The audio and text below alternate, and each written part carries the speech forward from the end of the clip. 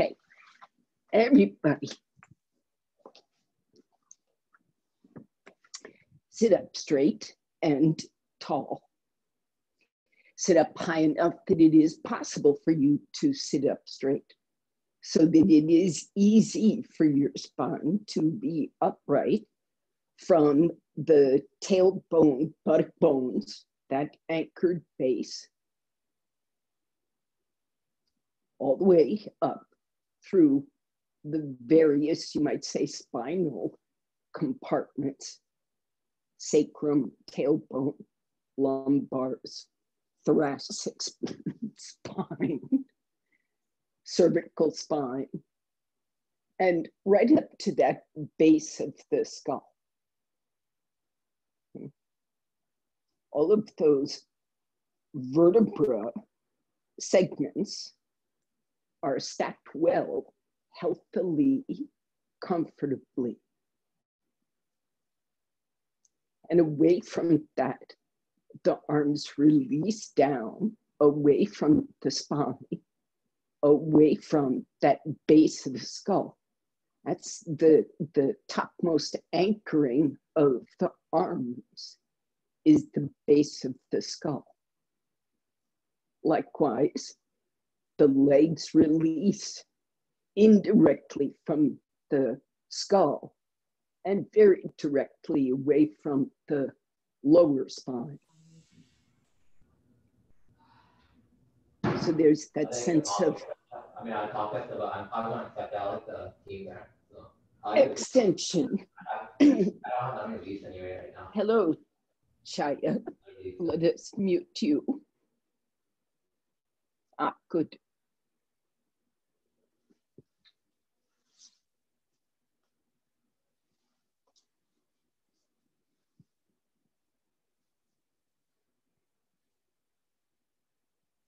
And finally, those first two parts, right? Pull the vertebra up. Part two, release the limbs comfortably away from the skull and spine. That means they spread away from the spine and they release, you might say, downward toward their extremity, away from the skull.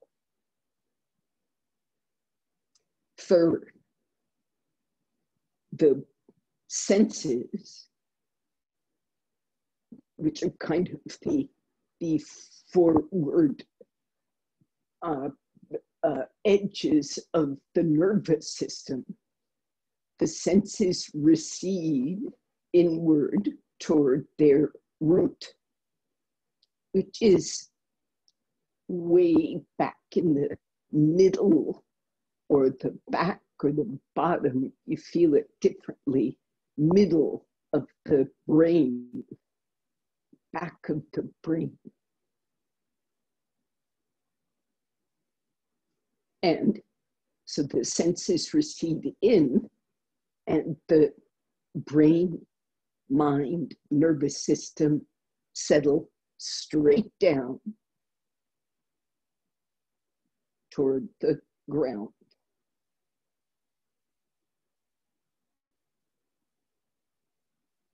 Join your palms.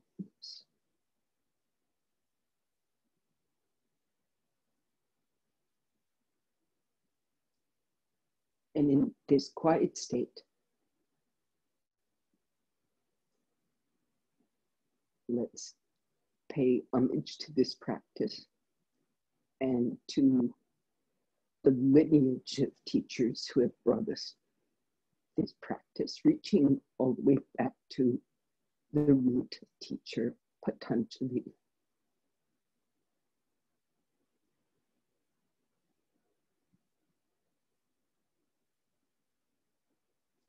Bow to this practice.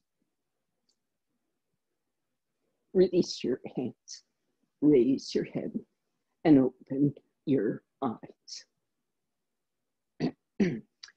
So today's class is going to have to do with the beginning part of pranayama. It's the last day of the month. So we're going to go there toward pranayama.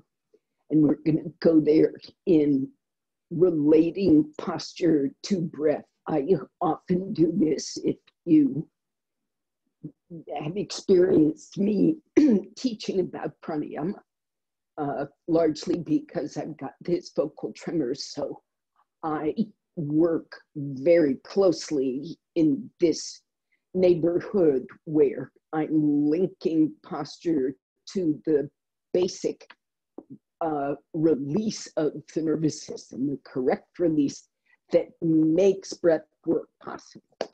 Okay, so I'm particularly interested in this position, Jalandhara Bandha, which comes up in seated pranayama. So that's what we're going to look at today, this posture. We're not going to get there anytime soon, but that's where we're going. So first thing, make sure you've got your buttocks supported. This is Adho Mukha Virasana. You don't have to put your buttocks on a blanket, but they must be grounded. So if they rest on those heels, do that. If there's pain in the knee, give support. Likewise, the head should be supported. So I folded a blanket a little bit narrow so it doesn't have to interfere with my arms. And I come forward, resting my forehead.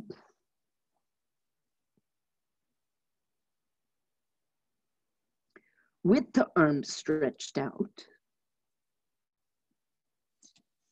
And with you gradually adjusting to open up that skin muscle, the innards and the outers, you might say. Now, watch that spinal column from buttock bones to skull and see if there is an even extension. This is where the support under the head gets helpful. It can also be a hindrance if you put too much support. Then the base of the skull won't open. If you put too little support, the chest closes. You can't open the rib cage. So study the extension.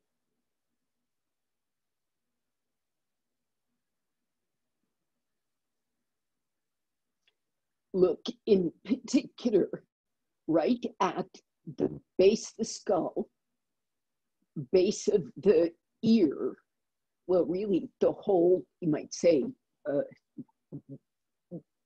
disc shape of territory around the ear,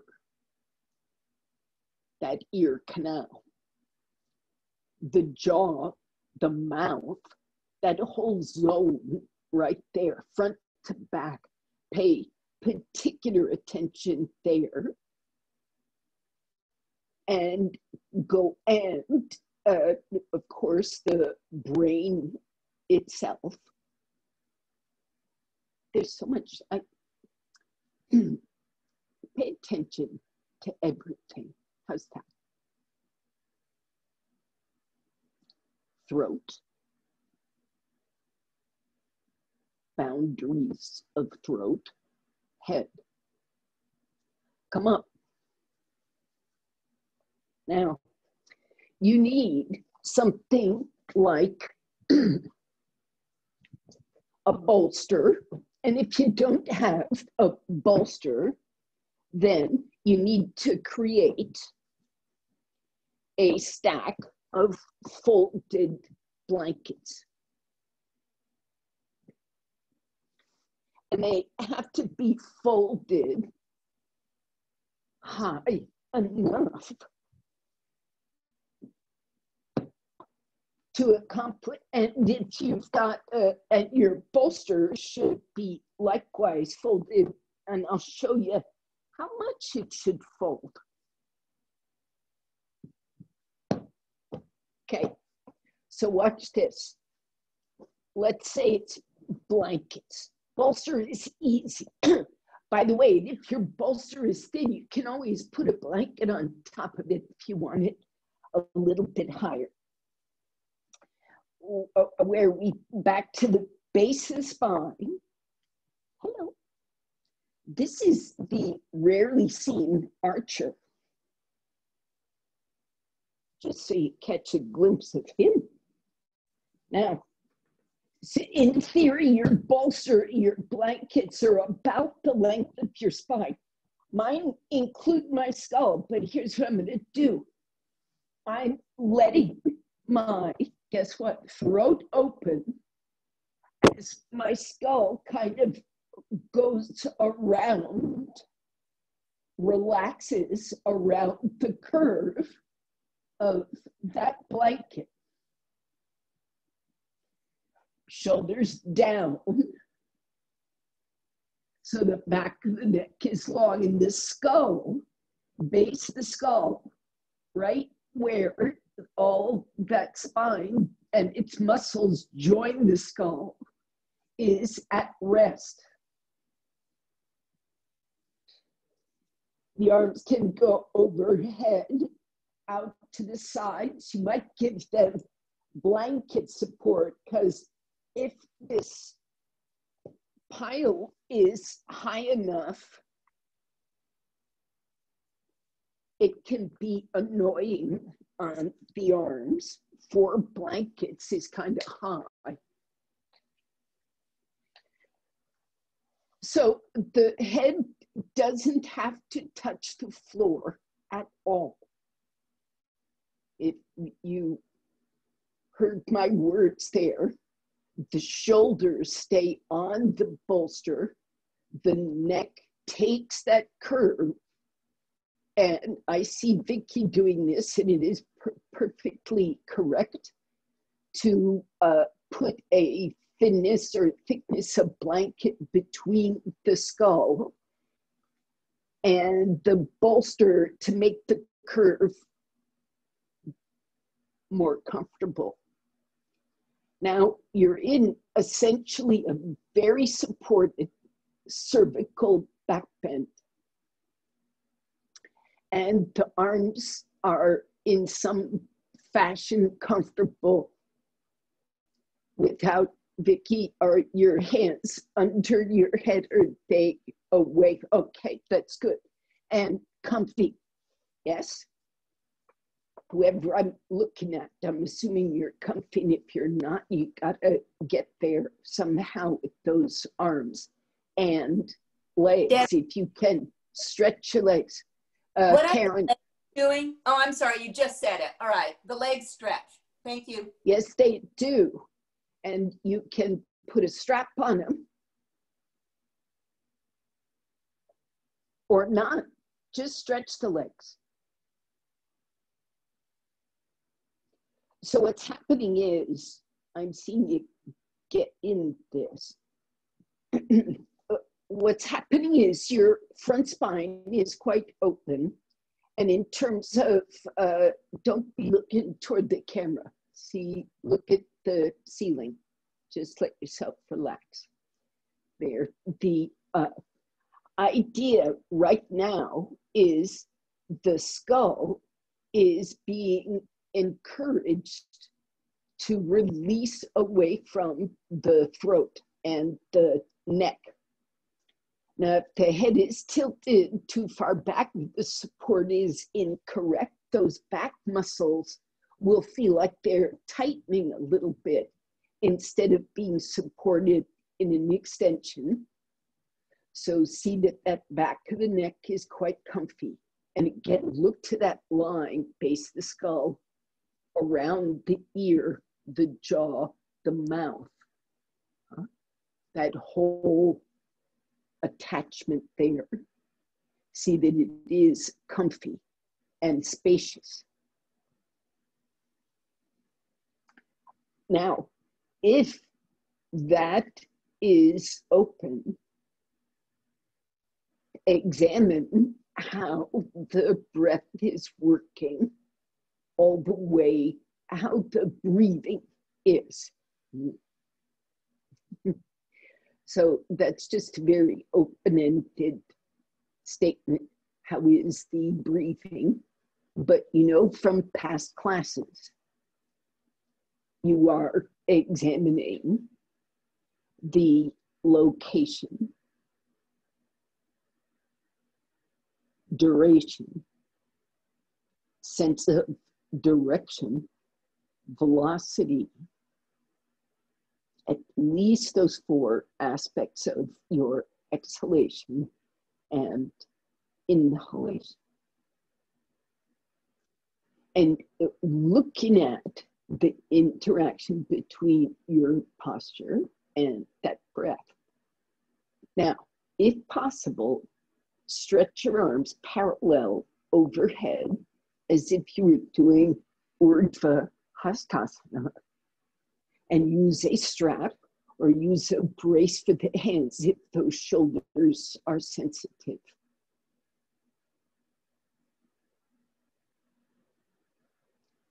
Stretch those arms away from both skull and spine.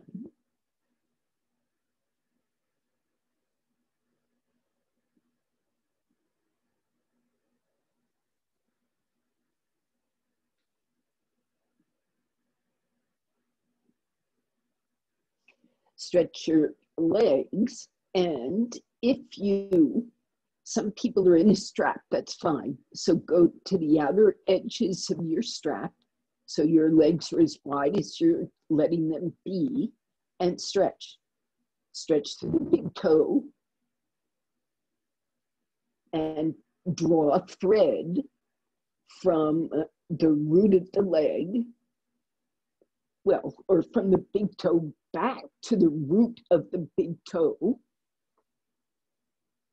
little toe pushing, and push that thread all the way away from the root of the little toe, inner heel from its root, outer heel from its root.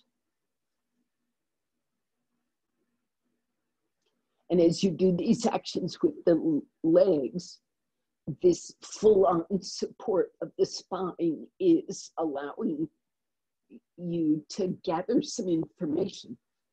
You get feedback when you stretch those legs. What is the response in the skull, neck, throat, chest? What is the response in the breath as it touches anywhere? Pelvis, abdomen, chest, throat, head. Let go of the legs. What happens to the breath in the throat? Now, there are other variations. For instance, turn the feet so they are absolutely vertical. Heels down, toes straight up. And stretch slightly.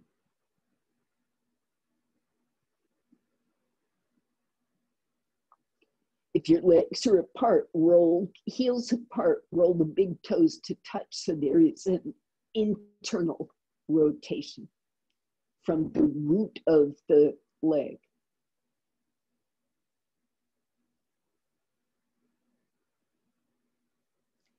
And then those who can, without any negative response, join the legs, big toes, heels, knees. Stretch.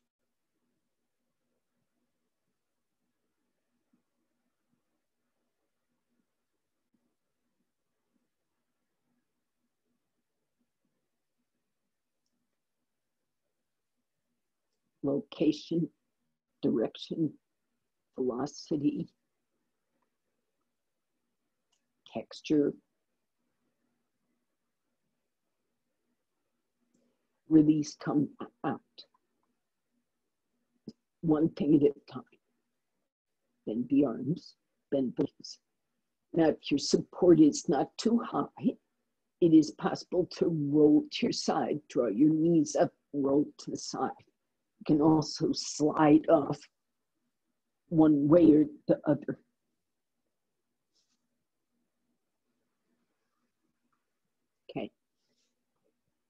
So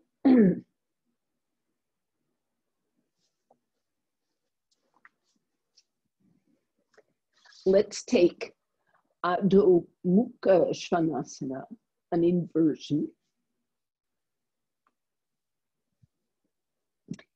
If like, nope, if you had a rope wall, you should take it hanging. But just because that's the nicest way to get this sort of, these spinal compartments to open up. But let's say you don't have a rope wall. So let's just take a strap and you put that strap on your forearm. It goes below the elbow, not above. This is above, this is below, okay? On the hand side of the elbow is what we're calling below.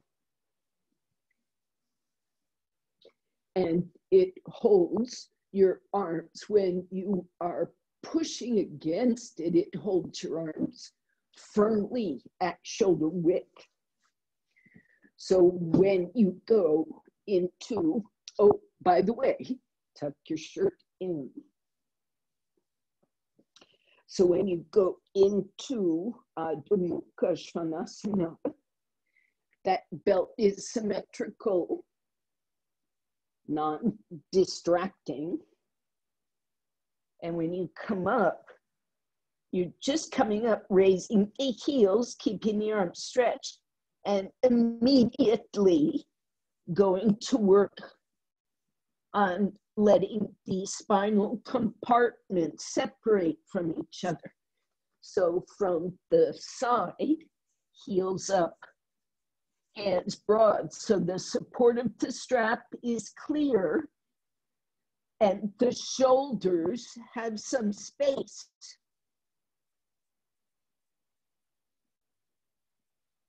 Keep letting your skull let go away from the jaw and the neck. Raise the heels, push with the arms, triceps rolling in, moving slowly into the extension of the pose, heels way up. So cliff, open space between the hands and feet.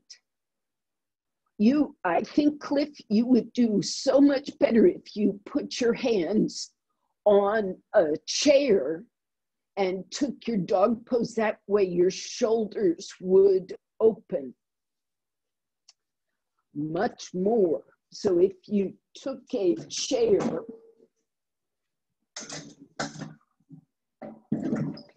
and did your dog pose this way, you would get much more extension out of the trunk. And even though your hands wouldn't be on the floor, you'd just get much more of what we're after here, which is that neck and shoulders.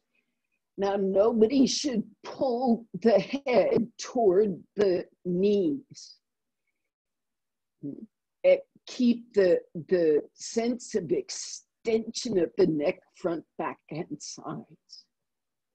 Stretch with the legs. The heels can go toward the floor or stay toward the ceiling, but everything you're doing with the legs is to open up those spinal compartments. And through them, the compartments in front. The sacrum pelvic compartment is the pelvic organ compartment. Lumbar, upper abdomen, chest is the lungs and ribs, neck and throat, head, same compartments. Come out, go to Uttanasana, legs straight. Oh, and I should say everybody should get a chair, put it under your forehead, chair seat or a chair seat with support. The point being, make sure your neck is comfy. Now, I'm a flexible person, so in the ordinary course of events, if I really relax, I'll just say, and you know what? I don't mind that if your throat really opens well and the neck is not problematic. Back of the neck. But at a certain point, those arms go to work. So the back of the neck opens as well. So this is me sort of surrendering with everything. And this is me just getting the arms to come up. So without activating the head to keep that neck open. So according to your flexibility, relax. Cliff, the legs should be vertical. The weight does not go toward the head. So I put a bolster under the skull, Cliff, so that you don't lean forward to get your head down. Mm-hmm. Yes. Yes. Don't be quite so close. Back away from it a bit with the feet. Now pull that's too far, compromise. And then pull your hips back. Hips back, that's it. See, spine gets longer that way. So draw your legs away from the skull. Release the skull away from the legs. Feel free to stretch your arms forward. Those arms on the floor, you get what you're looking for is the length in the spine.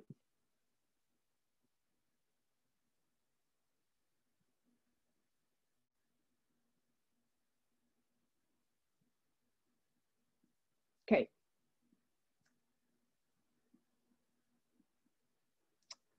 Come up.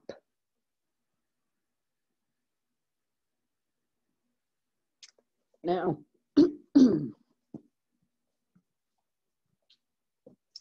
you will need a chair.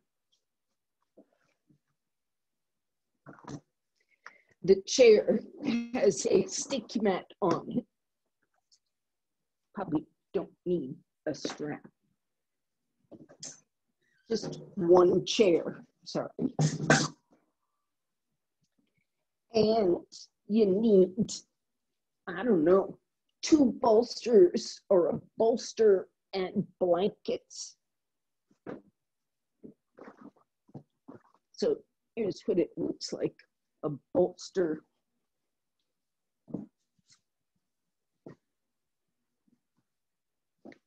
Two bolsters.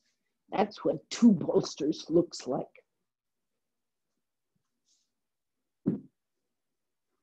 So if you only have 1 bolster, then that bolster will be the tipping slanted object. And what's on the floor is a pile of blankets. And you just pile them up till they're high enough to pass for a bolster. And then tilt it up, right up to the chair, right up to it. Okay. Then you might need 1 more blanket or rolled up towel.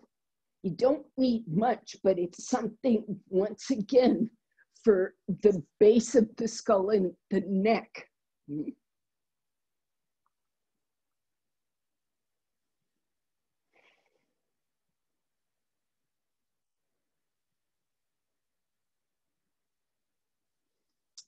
So, Emilia, you will need more blanket on the bottom tier.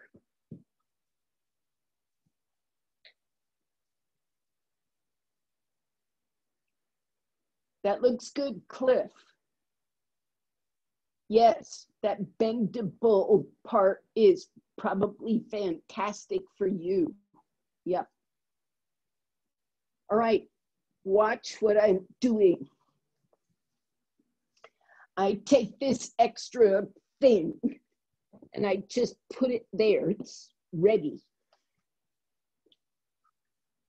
And I sit through that chair backwards and I get my sacrum right at the edge of the chair and my feet on the floor. I'm going to extend that spine and take hold of my head. Now I'm right at the shoulder blades on the front edge of this chair seat. That's right about where I need to be. I tuck that skin, and if you see this, I'm sliding my bones inside my skin. All this slippage is just me, my inner body sliding. So I slide it toward my head, and I begin rolling that chest over the edge of this platform, which is the chair seat, and I roll up this blanket till once again it's in that skull support position. And I can roll a little off those shoulder blades if it's comfy. If it's not, you stay on, of course, keep it comfy. And you might need to raise the support under your head. And after a bit, you could stretch your legs or not, or stretch them up in the air, one at a time.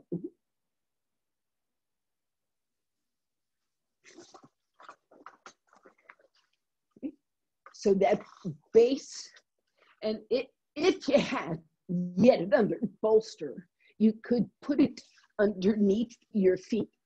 Vicky, I won't be able to see any of you at the camera angle. Okay, Chaya, you look, if you are comfy, that's great, but I would wish for you to be a bit more on top of the chair with your shoulder blades. So you go over a little more, yes, down slope with the head and neck. And Cliff, just so long as that neck and chest and spine are happy, I am happy too. Now, Gay, you look like your feet are up and your head is not down far enough. So if possible, can you put your feet on the floor, knees bent, and get the hips down? And is that okay? Not painful? Good. Now, let your arms go overhead if you like. Anybody, if they're not there already. It's not a requirement, but it's an experiment looking at how this neck is going.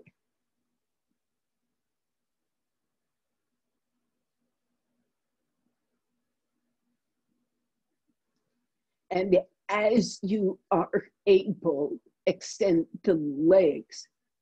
And Gabe, if you want, you can do it up in the air above that bed shelf there. But I hope it feels like a good extension. It might feel kind of neutral.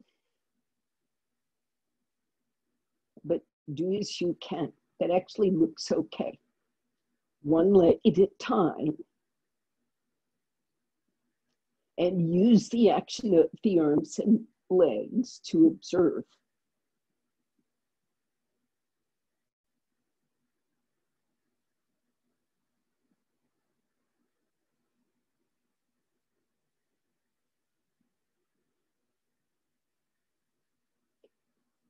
Now, I hope you can find a way to be comfortable, genuinely comfortable for a few minutes, just a few. And in this position, let the eyes be open, let the gaze of the eye be neutral.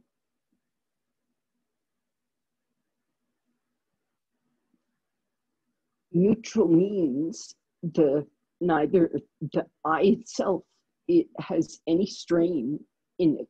It is simply open, nor does the mind have any urge to seek anything through that eye. The eye just sees.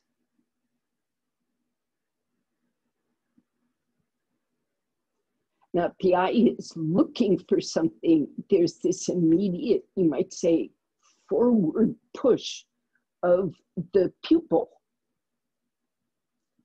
And a tension that comes into the eyelid when you are looking sharply at something. So as that mind recedes from that sharp look, as the nervous system recedes, the eyelid and the eye itself become very soft. You can move your arms to a more comfortable position at any time. If it's not comfy, fix it.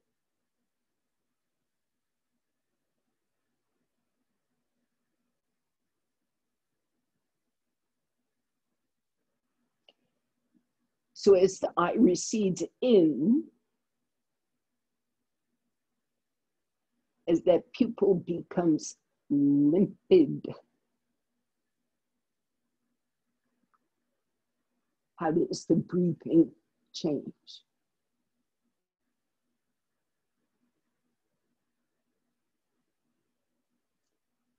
How does the throat change? How does the compartment change? All of them. Keep your eyes soft. Begin to come out one thing at a time. Arms, legs, make sure the hips are on top of that chair seat. Prepare that spine, neck and head, shoulders, and come up. Sit up straight. And once again, just head upright. Let those eyes recede.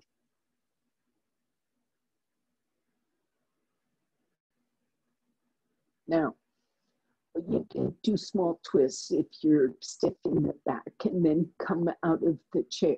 Give it a bit, take care, and then come out.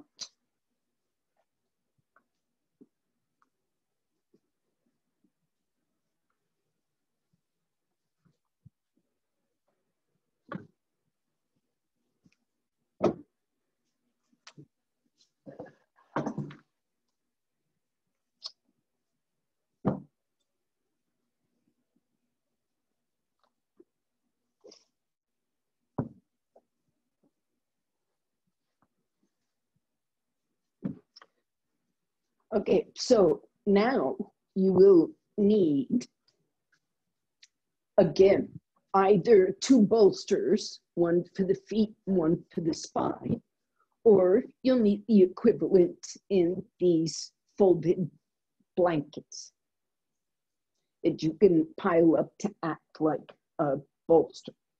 Now, don't go high with the bolsters unless you are sure you're comfortable.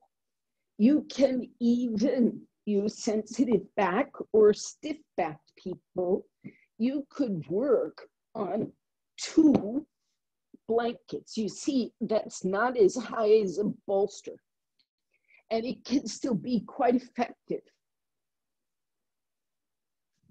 when there's stiffness. Otherwise, go for something like a bolster height. When the flexibility is there, make use of it.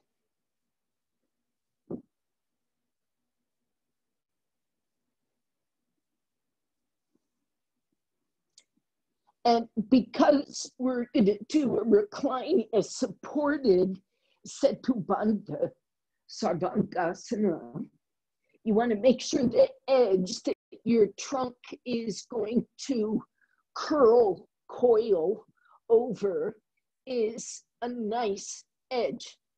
And if you notice, a bolster has roundness to its edge. So it's nice to allow, if you see this overhang, it's nice to allow a bit of roundness instead of sharpness. Maybe.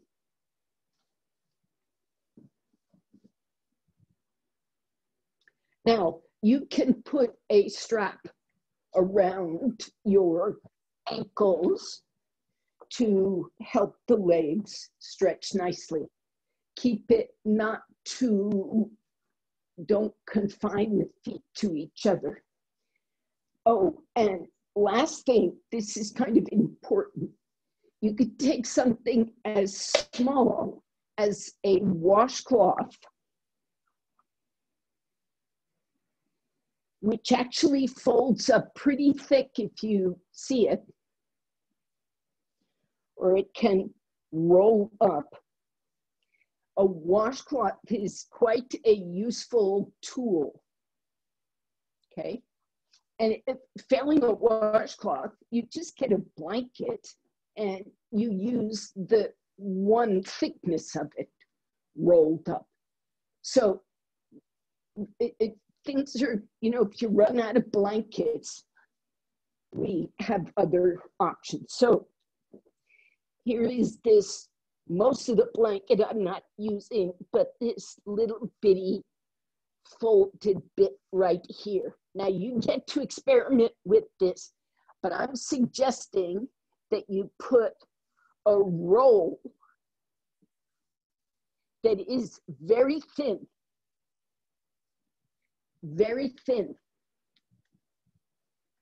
like that. Like that, not too thick. What is that?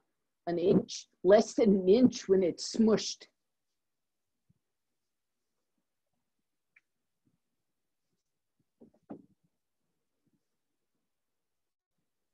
And the idea is you're going to go back in to that Setu Bandha shape.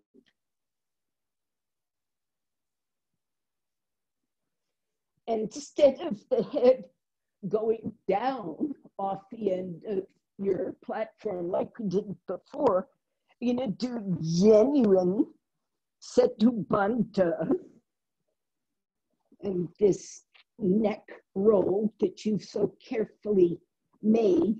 Do you see how I slide my hands under it?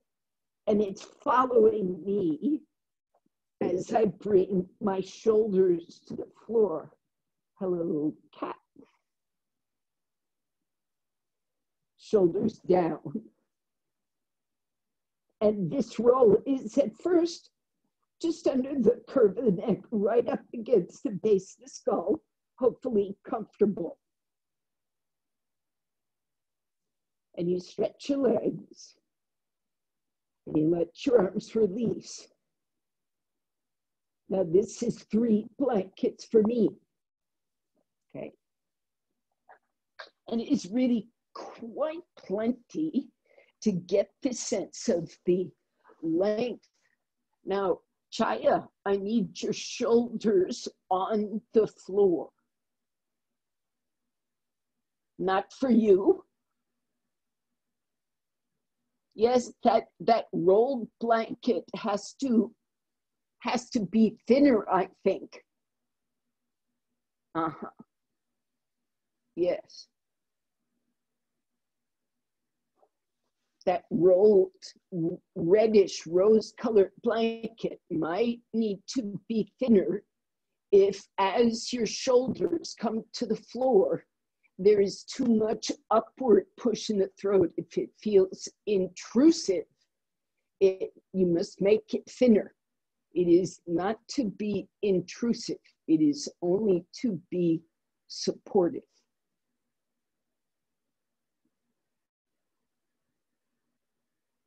Now let your arms go out to the side so that armpit chest rolls open. See that the back of the neck is long. That support there, that rolled blanket, is to release the neck.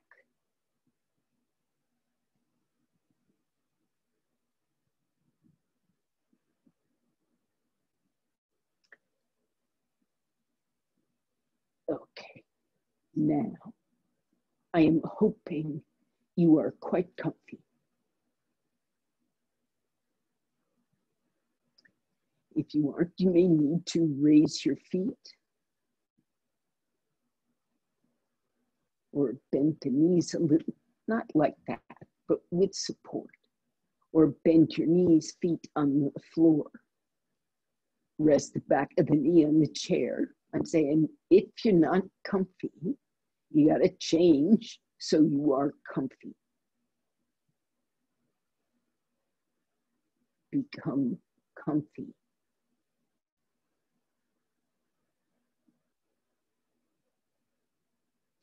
Now, order of business is kind of same as usual. See that that spine is organized and extended well. Each of its segments, pelvic, lumbar, thoracic, cervical, and the skull itself, those muscle attachments, all parts are comfy. The arms and legs extend away from the skull and spine nicely, evenly. And the brain at the end of that spinal cord is soft. Let the eyes, pupils recede. The eye can be open or closed. Let the upper lid be deeply soft. You know, when infants have trouble sleeping, if you can coax them, even with your fingers, to quiet their eyelids down, that helps them quiet the nervous system. Make the eyelid itself very soft.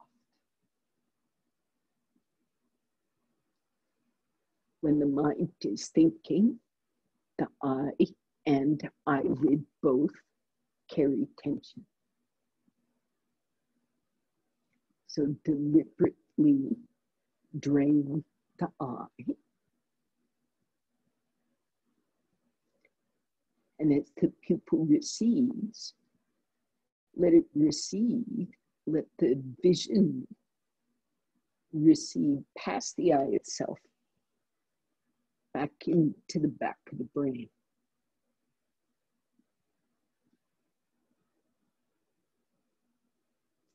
The tongue recedes to its root. The ears recede to their root. Back in the brain. So that brain and the systems operating in it are receding back toward their roots. And as that happens, watch how the breath responds.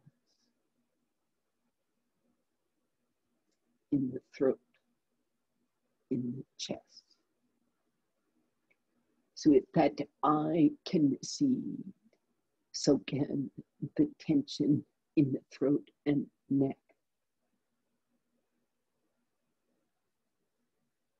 In the chest, in the abdomen, in the pelvis.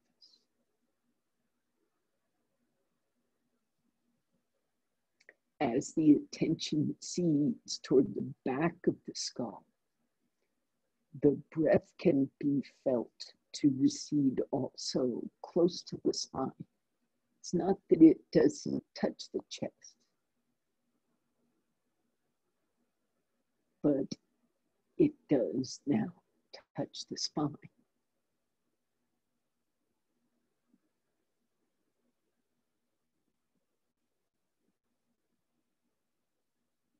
Now, with your hands, slide your fingers underneath that roll blanket until your fingers come close to meeting behind your neck, base of the skull. You're not trying to lift your skull too much, but you get a hold of that blanket with those fingers.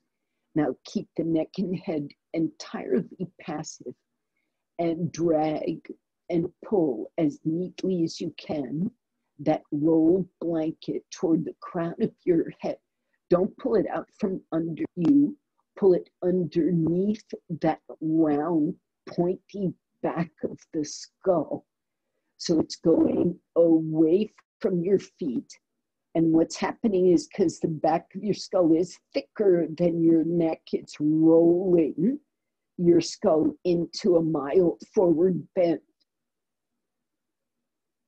And you leave that blanket underneath what Iyengar calls the apex of the skull, that pointy point at the back of the skull, the one that's usually resting on the floor, is now balanced on that rolled blanket. And your chin has been rolled toward the collarbones. And the ears have been circularly rolled.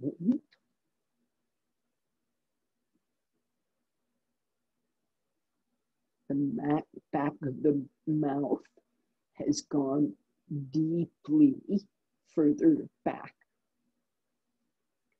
Now, if you've done this and that roll has really drawn the length of the back of the neck, you're in a pose that resembles Jalandhara Bandha.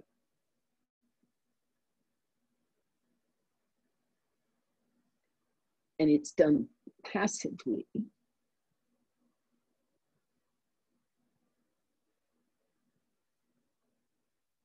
Keep those eyes, ears, tongue, senses as quiet as possible. And observe if the neck is rebelling or accepting. It's the nervous system rebelling or accepting. Does this position help the senses stay quiet? Does it stir them up?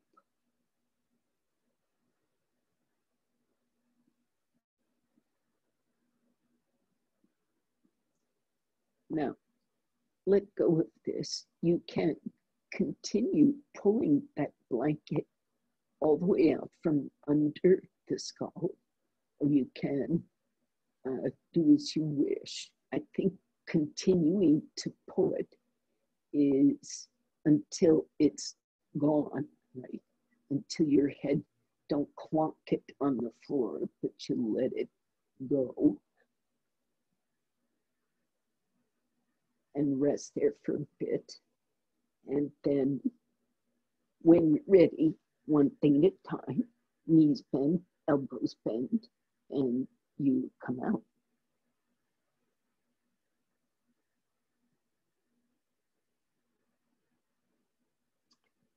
Now, Miss Vicky, was that helpful or misery?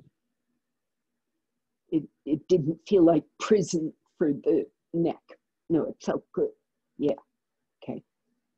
So now I just want to explain that movement, right, with the spine in a big extension and the shoulders back. And at first, this throat opens and then it begins to take Jalandhara Bandha.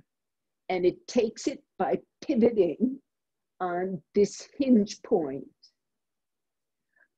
But the first thing is what we've been doing in class is we get this brain compartment off the throat compartment, get the brain off and keeping it off.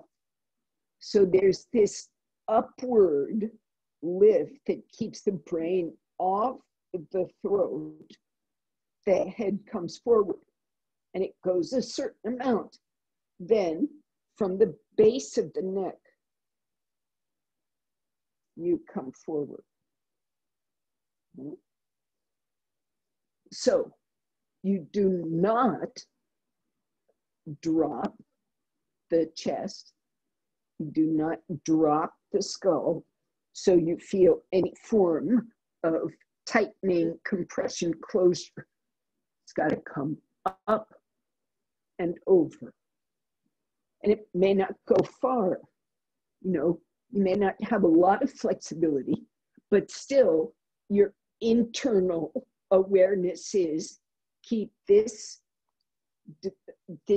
boundary place uncollapsed.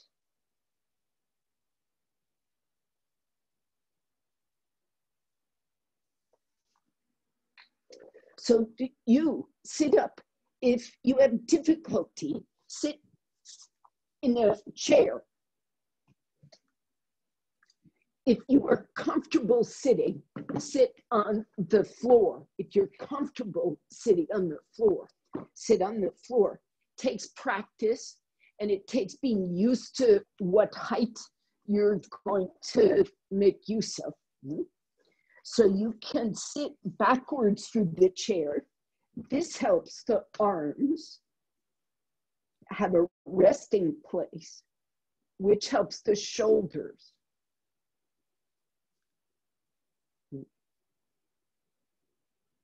The height of the chair, of course, helps the lower spine sit up straight. Okay, so when sitting on the floor is difficult, distracting, painful, if it's not a sustainable thing, sit in a chair. And when you rest, it's the same if your hands are resting on your thighs or on a chair seat. Don't grip. If you're holding the chair seat, don't hold it like it's like you're at Six Flags. You want to hold it like you're in Shavasana, so the hand is quiet. And if you're on the chair, see how I am? My hands are around the sides of the chair.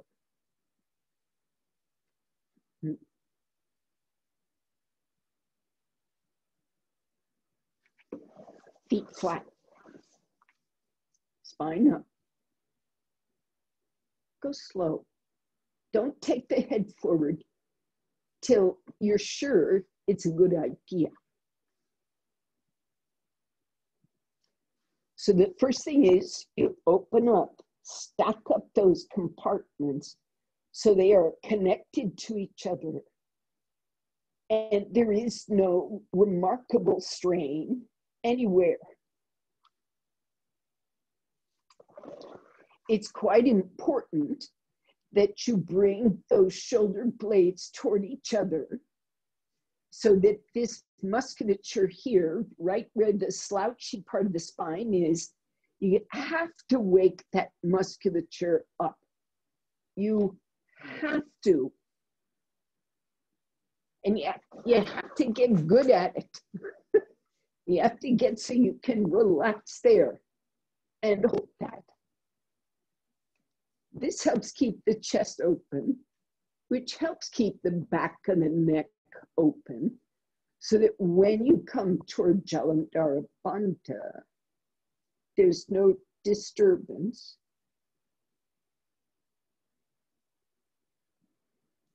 So the sensitive to collarbones, right where my fingers are pointing, this part of the chest continues to stay lifted.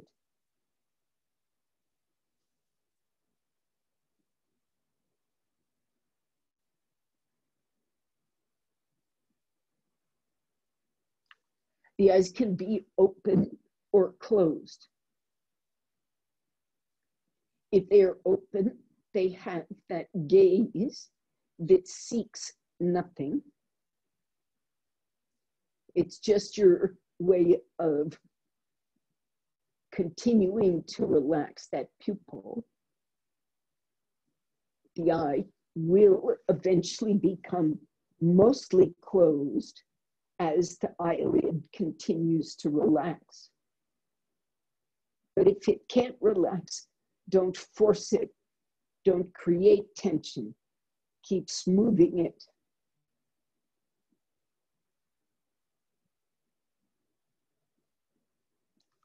So even as the head releases down, the vision releases inward.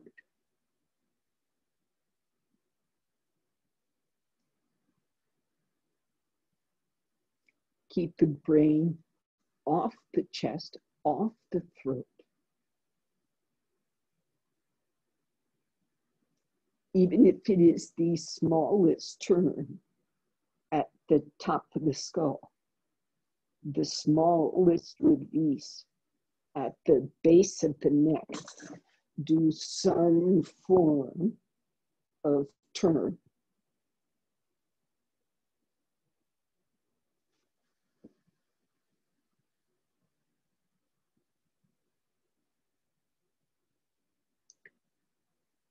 In this pose, we get tired. We get tired because there's one part that's sustaining things. Blend the action. Sit down, stretch up. Keeping that nervous system, that spine stacked, release the nerves down. Connect the breath from top to bottom.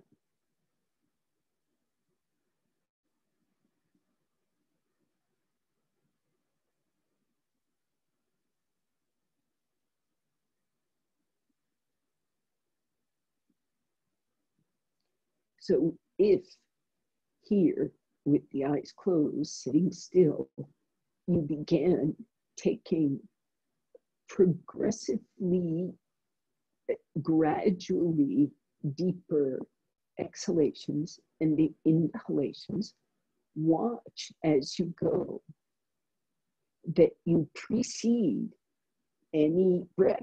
The precondition for any change of breath is that the eye stays deeply receding and the skull stays off your throat.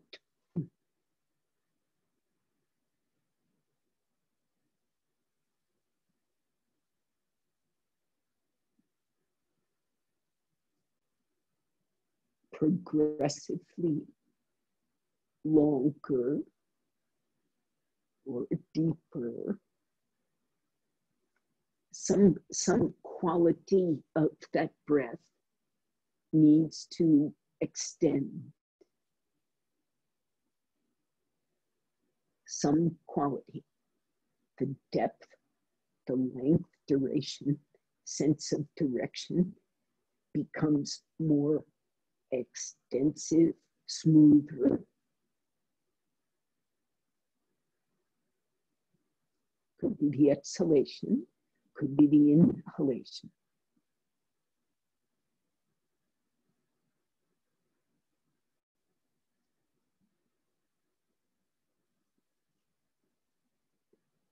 Don't create changes over many, many cycles of breath.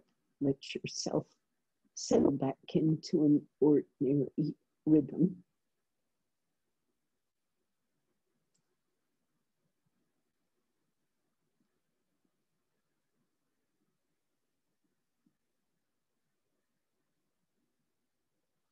Always work with reference to the inward release of the senses.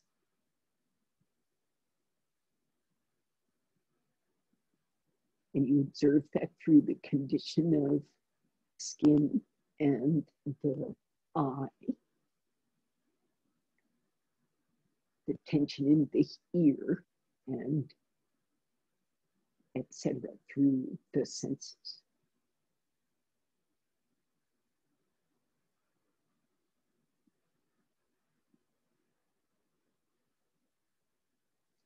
So as you move with the breath, the senses stay neutral.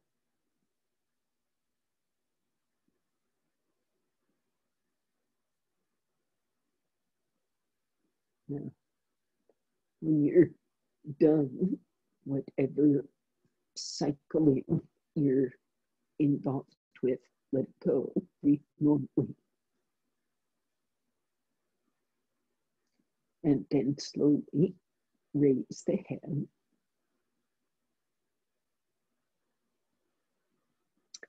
And again, if that spine became stiff from being there for a while, you can kind of break the tension a little bit, then climb out of the chair.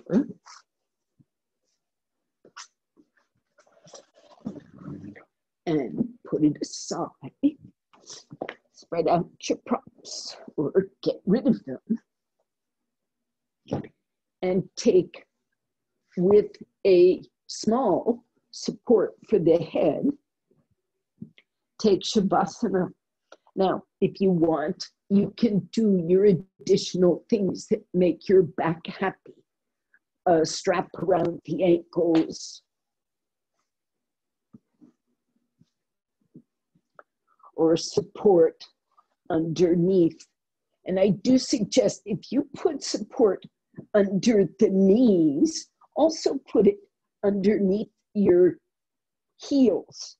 It'll actually make your back more comfortable if you're doing this for the low back, letting that bend happen. So you see how I support both the heel and the knee. It's like the whole shin is supported. And you don't need that. It's just a suggestion for those who do use such things. Yes, the chair works as well. Now, as for that blanket support underneath your head and neck, you've had some experience with how it might roll, how thick it is, and where it should be placed to give you the quietest experience. I wouldn't suggest you put it right under the apex of the skull. I'd suggest you put it somewhere comfortably under the curve of the neck, shoulders to skull. Shoulders tucked, shoulder blades flat.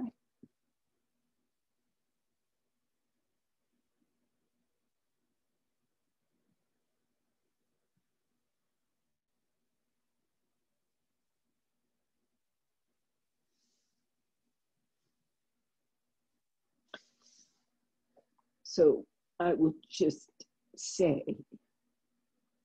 Bandha is a difficult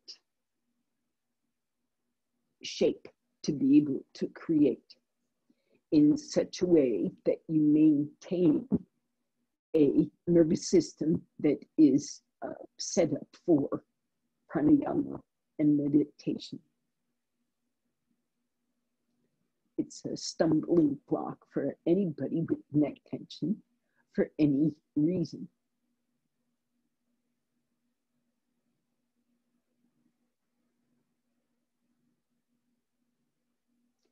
But it can be done.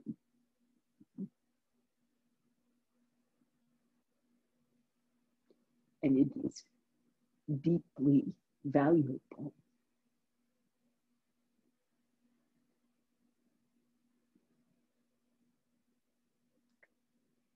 And if you got anywhere with our practice today, maybe you had a sense of how, when you're in it or in something like it, the senses and the mind can stay quiet.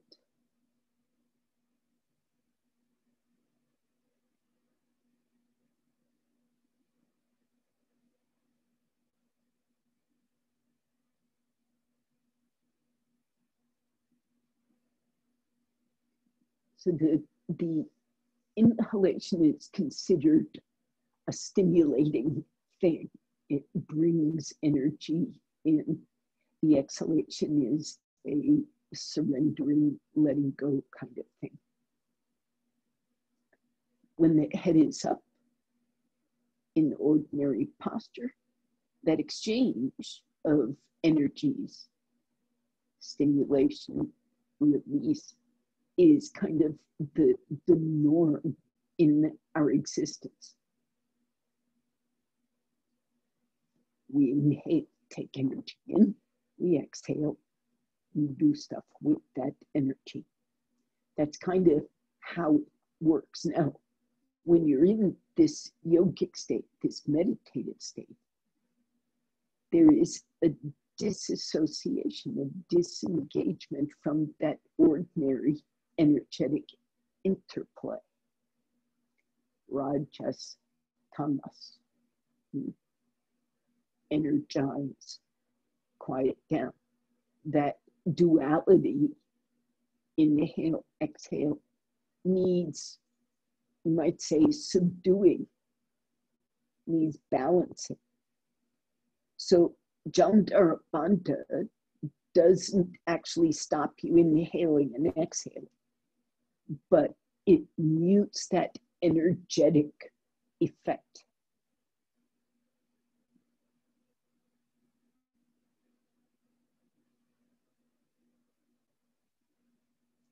It's imagined as a kind of a mesh that filters the energy moving into and out of the brain.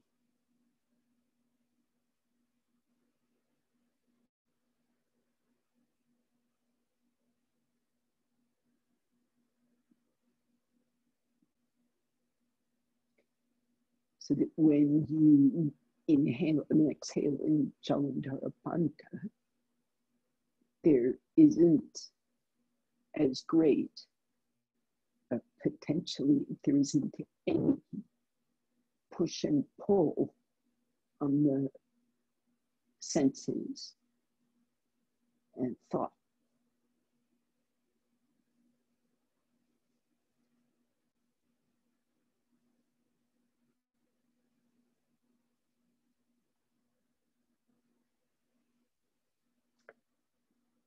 Bring yourselves back, bit by bit.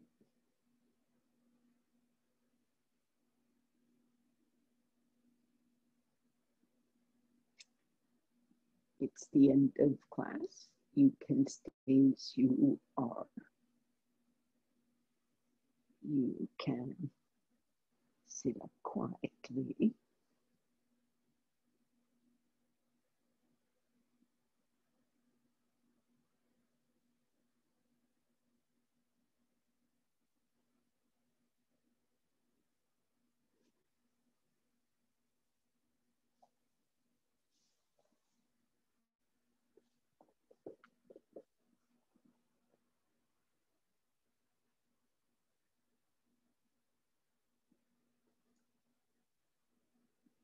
Namaste.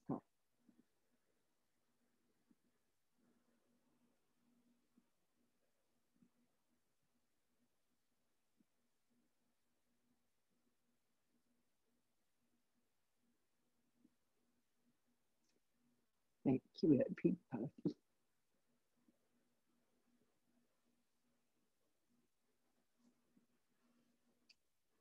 See you next time.